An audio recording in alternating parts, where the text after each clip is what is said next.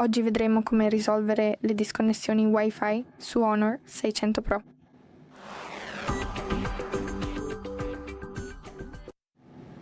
Per prima cosa andate su Impostazioni e poi su Wi-Fi.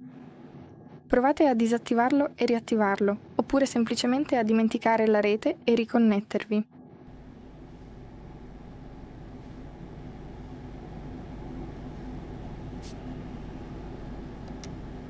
Se non funziona, provate a riavviare il router o a riavviare il telefono. Così. E il telefono si è riavviato. E se ancora non funziona, potete controllare se ci sono aggiornamenti. Quindi andate su Sistema e Aggiornamenti, Aggiornamento Software e controllate se ci sono aggiornamenti.